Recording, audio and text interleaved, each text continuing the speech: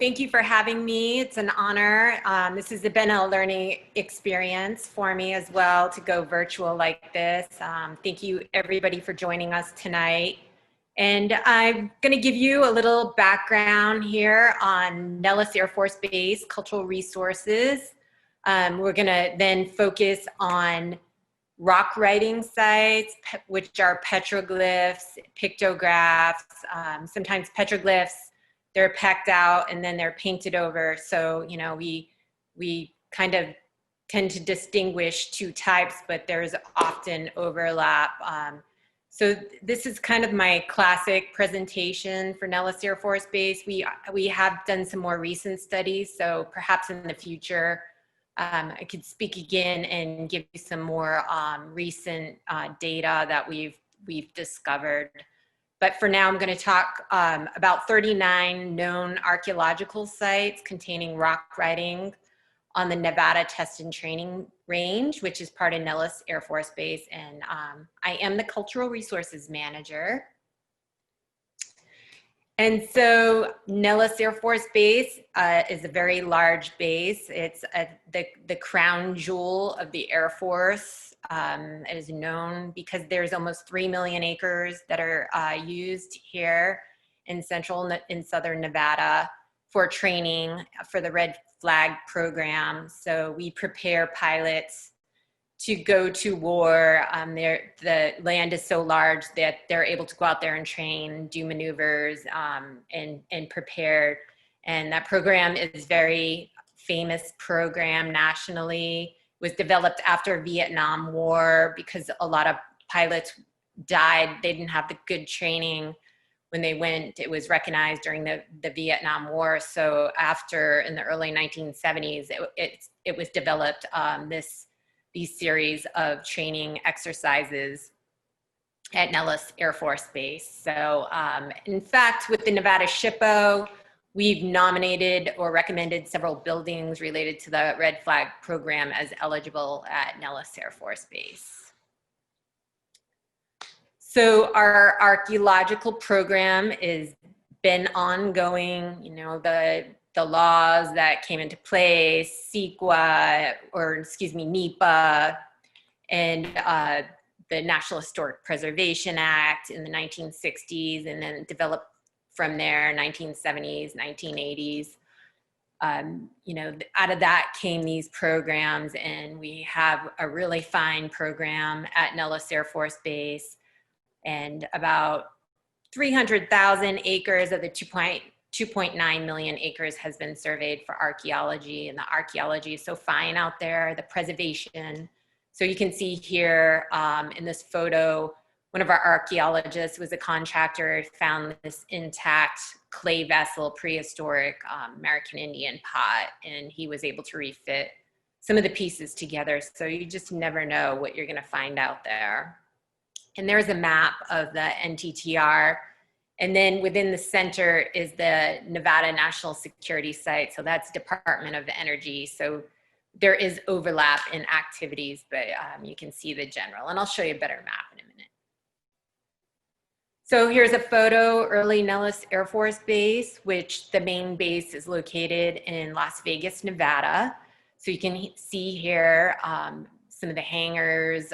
We do have still a couple old hangars from the 1940s. The base basically was founded and developed in 1940. It was Army Air, and then 1947 became Air Force. It was named Nellis Air Force Base after Lieutenant Nellis in 1950. So the base is very historical, and there are aspects of the original base that remain. The location of the original McCarran terminal is located at Nellis, and 3 of those buildings still stand. And with the Nevada SHPO, we were able to recommend one of those buildings, the main terminal for McCarran, as recommended eligible to the National Register. So again, here's a clay vessel that was found on the Nevada Test and Training Range. Their sites are very pristine. It's been closed off since the 1940s, so there's a lot of museum quality artifacts out there because of there's little disturbance. There are disturbed areas, there are targets that are live, but predominantly the areas not being used. So there is some really good preservation. Again, clay pots, very common to be found on the range, and this one was found turned upside down, and there you can see there's a stick in it, and there's a lot of basalt flow, rock flow, volcanic landscape out there. So there's areas where the bubbles from the flow are ideal for caching artifacts or items, prehistoric typically. So this is the same pot, and it was turned over and examined, measured, the data was collected. We have a no collection policy at Nellis Air Force Base 98% of the time, unless it was found in an area we knew was going to be disturbed and it was an isolated find. And we would collect it, but we would seek advice from the tribal people. We work very close with them. But this pot was turned over and the stick was stuck in, it was some type of fossilized pitch.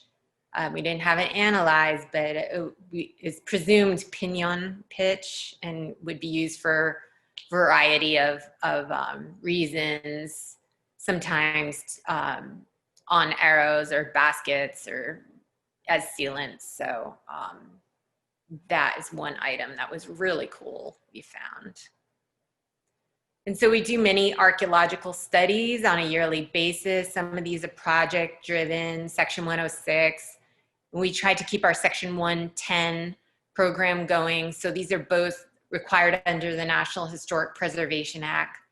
The Section 110 is a requirement, but it doesn't mean there is a project or an action going to happen. It's going out and doing a reconnaissance to just keep the program, the heritage program in motion, which belongs to our commander. And we have a new commander, he's Colonel Dyer. And so that program belongs to him and I help him manage it. So mostly 98% of our work is contracted out. And here's some contractors here, and we always try to include tribal people. And on the left-hand side, that's Maurice Frank Churchill.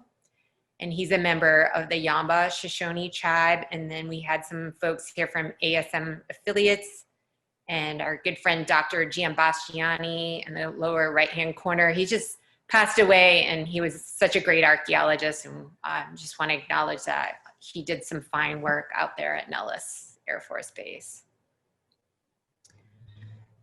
And so there are lots of little crevices, rock shelters of all kinds, as you can see, due to that volcanic rock flow. There's all kinds of bubbles, some of them very large, that are ideal rock shelters for prehistoric peoples, and historic peoples use them. We have lots of textiles. This is a sample of some basketry that's been found out there, and just you can see how the desert just preserves these textiles so well, and you can find them out there still. And this is also a common occurrence, especially on the North Range. Find lots of stacked rocks, and often you find these in association with mines, but there are no mines in this area. So we're finding these stacked rocks along trails in association with prehistoric sites. And the Native American folks that we work with, you know, they've indicated that these are marking power trails, areas that are very important, sacred to them. And you can tell a lot of these cairns are very old. So we take great care in recording them, and we plan to compile all our data in the near future and map them out on the landscape to see. But you often find them up on top of hills. And this is my predecessor, Keith Myra, and he loved the mining. He loved the historic stuff. This is him in front of a mine. I like the prehistoric stuff, but he helped put the program in place, and he was the catalyst for the development of the tribal program, which is a very good program. It stands out amongst the Department of Defense. And you can find any type of projectile point out there, from Clovis to Desert Side Notch. Is just a long period of use out on the range. You sometimes find several types of projectiles at one location. As you can see, these were picked up. We were out at Pillar Springs with some tribal folks, and they noted these and they wanted a photo, so they placed them up on the rock, and then we put them back. But here's some examples, different types of material, chert, obsidian. And so here is Pillar Springs, and this is a very important place to our tribal people, and we take them out there often. You find dozens and dozens of bighorn sheep out here.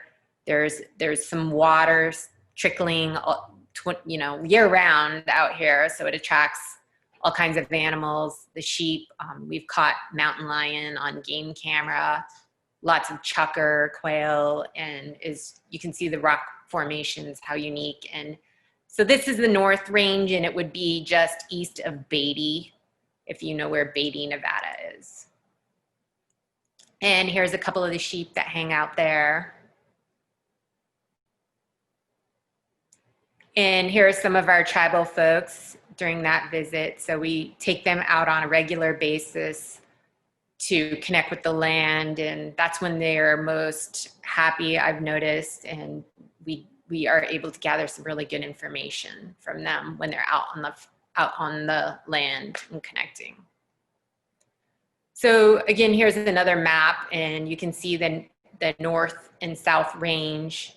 Then we also are connected with Creech Air Force Base, which has done a stand-up, but I am still the resource manager for Creech. And then as a reference, you can see Beatty and Goldfield, and then Nellis proper down in the southeast corner. So in 1996, there was a study done by Dames and Moore on several, they refer to rock art sites on the Nellis complex, and it was 2 volumes.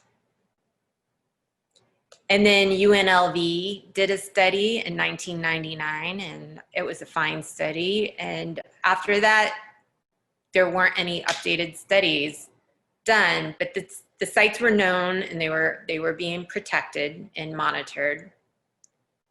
So in 2017, we decided it was time to do an updated study on known petroglyph and pictograph sites on the NTTR. We also wanted to look at springs and seeps, and often you'll find petroglyphs at springs or seeps. So we wanted to look at these high sensitive areas and perhaps generate a predictive model for these types of sites on the NTTR. So here's another map, and all the red dots are known petroglyph, pictograph sites, and then the yellow and green depict springs and seeps. So you can see how some of them are closely aligned, especially on the South Range. So I'm going to talk about different areas of the ranges ranges that have petroglyphs and pictographs. For reference, we're going to start off on the North Range. It's just south and east of Goldfield at a place called Airfield Canyon. And so you can see in this photo, the terrain out there, just beautiful, very rugged, volcanic landscape. There's also several obsidian sources. There's one a part of Airfield Canyon, and it's the red mahogany mottled black obsidian, just beautiful. And you'll also find Tanahas, water in them at Airfield Canyon. As you can see here, we were there in the spring. Beautiful cactus.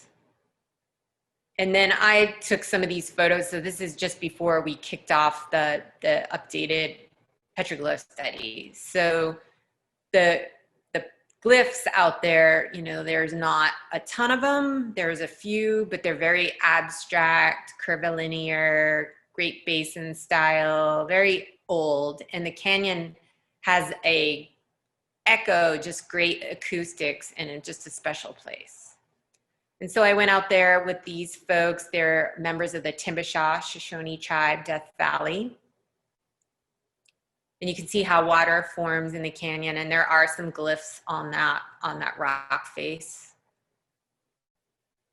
Some spiral glyphs, perhaps atlatl, so very old pre-bow and arrow.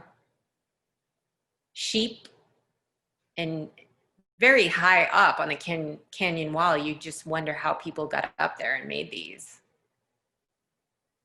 And then again, just some very abstract pattern designs, circular, linear, a little bit more close up. And then on the ground, obsidian, everywhere, obsidian flakes, people processing lithics. And some worked modified edge flake. But they were working mostly the black obsidian, the source there at the head of the canyon. Like I said, it has the red and black, but the black was preferred. Some rock shelters, not real deep ones, but it provided some shelter, and you find artifacts in here. Another shelter at the canyon. And then this guy hanging out, you probably saw his nest in a couple photos back, but lots of wildlife watching us out there. Some more glyphs at Airfield Canyon, just perhaps a map of the area. That's what some of the tribal folks thought it was. And so we're going to look at a range 77 area. Is a very special area of the Nevada Test and Training Range. Archaeologically is one of the richest archaeological areas. Lots of rock shelters. That's where those pots came from that I showed you earlier. So the Black Mountain region and very Great Basin physiographic area, very sacred to our tribal people, Black Mountain. And so there were some rocks that were lining an area where they wanted to build a threat pad, and then got note that from range people that they had heard there were some petroglyphs out there. The pad was already existing, but they were wanting to use it again. So we went out there, had a contractor to update and, well, record. They were not previously recorded. Again, some very abstract petroglyphs. And this appears to be a sheep, abstract sheep. Thank you. Sheep's head and curvilinear designs, snake designs. And then this rock is just covered with little circular glyphs, just highlighting the natural inclusions in the basalt rock. Atlatl design. So there was a bit of concentration here going on here on some of the rocks. Lots of abstract, curvilinear, again, very old Great Basin style.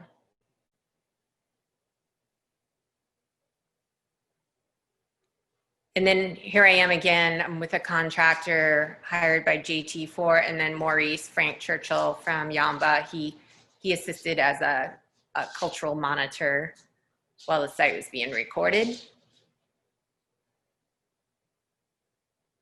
More glyphs, and they're facing south off of the hill and well protected. So we made sure they were monitored when they were placing the new equipment on the pad, and this area is off limits to any personnel. This projectile was found at the site. Not sure, it's definitely pre-bow and arrow. And this cone design, very common. Tribal people have indicated to me that probably it represents a calendar of some sort. So Black Mountain is near a place called Thirsty Canyon, which is a phenomenal area. And just so you can see how vast the landscape is. And this is one of our archaeological contractors. She's standing out. And Thirsty Canyon is in the background. Just a phenomenal, amazingly sacred place to our tribal people. And here's some of our tribal folks, again, visiting some folks from Owens Valley, enjoying looking at some of the ARC sites out there. So there are some glyphs out there at Black Mountain in Thirsty Canyon region. As you can see, there's a little canyon out there, and here are some of them. It's an anthropomorphic man. He appears to be holding snakes, so very subtle, but very cool. Again, some more anthropomorphs, a little bit different style, more representational than the other. And then you can see there's a man, he's one of our tribal folks on the left for scale on this rock, and it appears to be a series of ladders going up the rock and canyon. You can see how they incorporate the natural inclusions or blemishes on the rocks with the design is just amazing. Again, some type of ladder, and then on the left, anthropomorphic. And so here's a little bit of an overview of the canyon in between Black Mountain, Thirsty Canyon, and I placed an arrow at the glyph, which is my favorite glyph in this area. And if you can tell what it is, that sideways looking sheep, ram, and you can see his horns. There's a bit of erosion, but again, they incorporated the natural inclusion to make an eye for this design. So I'm lucky enough to work with these folks, and here they are in the canyon. I get to hear their stories and interpretations, and very interesting. And I don't like going out there without them. It's such a special place. So with respect, we always try to go out with the tribal people when we visit these very special locations. And now I'm going to talk about the South Range. So the North Range is more Great Basin-like vegetation, landscape, climate. The South Range is more Mojave Desert-like, and the designs of the glyphs and pictographs on the South Range are much different. So here is the Spotted Range on the South Range. So there's a little bit of overlap here with the similarities of glyphs to the North Range at this site, but very, very abstract. But small rocks just on the landscape with these little designs. As you can see, it's only about 12 inches. What do they mean? I just think it's so special in such a subtle way. A little grinding slick. You can tell that there used to be water running in this area. So perhaps people were here, maybe women grinding seeds, and maybe it was the women that made these glyphs. Just a little like L shape design. And then this one was very cool. So you can see again how they incorporate the natural blemishes of the rock. And here it is. So it looks like a mouth almost on the rock, and they encircle it. And then another map, kind of looks like a map, perhaps, very intricately laid out design. Again, curvilinear, abstract. So now we're going to look at the Pintwater Range. And this area is very special to the Southern Paiute. There's Pintwater Cave is located in this range. It's just a massive range, very ancient range, and all kinds of archaeological sites in this area. And here's some glyphs, abstract in some ways, and then we have the anthropomorphic, shamanistic looking man with the big hands and feet. And these are some older photos, but I will have a few newer ones to be shown soon. And this looks like a patterned body anthropomorph, a lower portion, and then you can see there's some abstract, some what archaeologists refer to as pneumic scratching, overlaying the older looking text design. Again, another very old looking repatinated abstract curvilinear.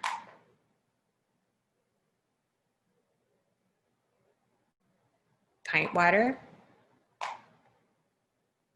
And then we get these shield designs in the Pintwater Range.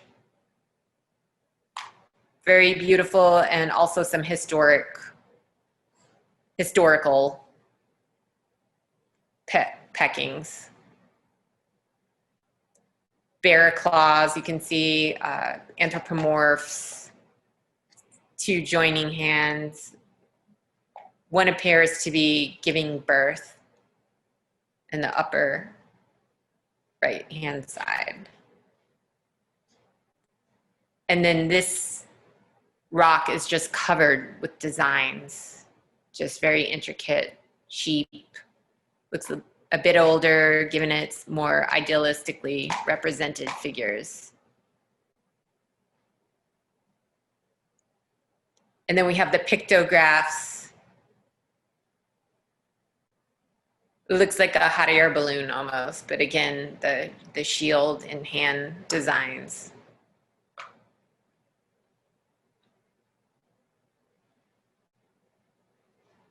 Often associated with puberty, right? Ceremonies.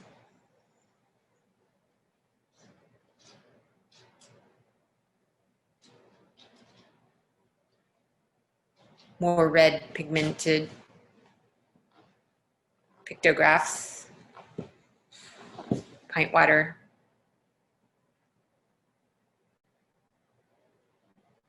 little bit harder to see in this photo, but these are from the '95 study. Sheep. Abstract design, some more sheep. Very abstract. Again, Pintwater Range, so this is a phenomenal site. A deer was very rare, but appears to be a deer with antlers, given the antlers look like antlers. A historic panel, probably from mining, 1903. Another overview. Close up.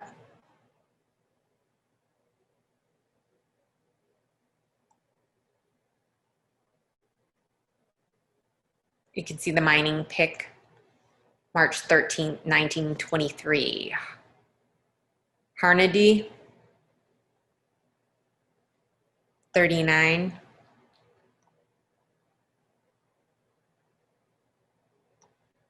So in 2018, we began the field work for the updated studies. So part of this took place in the spotted Pintwater Range. It's often hard to get range time.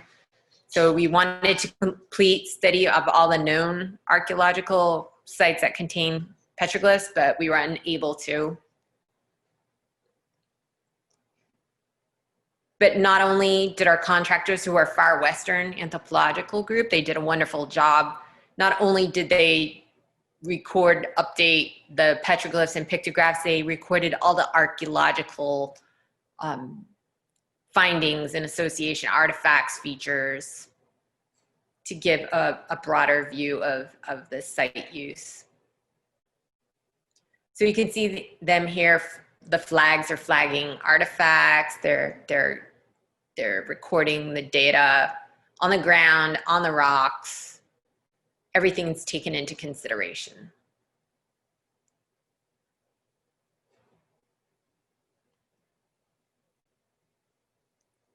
Obsidian biface found at this location. A metate grinding slab. Projectiles, bifaces. This appears to be a shaft straightener for the arrow, for bow and arrows, or atlatls. There was some burnt bone noted, archaeological bone. And then there was this rock feature up top at the site, maybe some kind of prayer circle. And here's a view above the site, so you can see how rugged that terrain is on the South Range.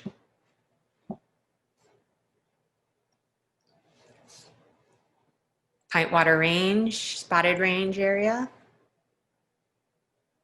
And so these glyphs were updated, recorded.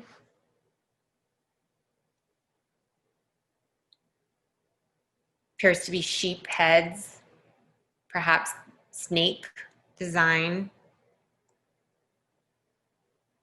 And so it was about 50-50. There were sites containing only rock writings, and then there were rock writing sites that were multi-purpose that had all types of artifacts. So it was about half and half. Sometimes you find only glyphs, and sometimes you find a combination of features, artifacts, glyphs. And so here's our contractor. He was updating a site. This was in the Pillar Springs area. And so we asked to perform in our scope of work de-stretch on at these sites. So I would like to come back and show you the findings. We just received final copy of the report.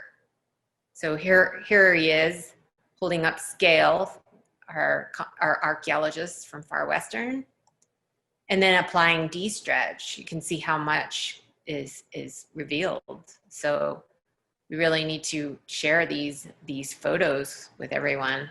You just can see so much more. In here, and look at here. Both red and a yellow looking pigment. Here, and then here. It just pulls out so much information. Here, and then here.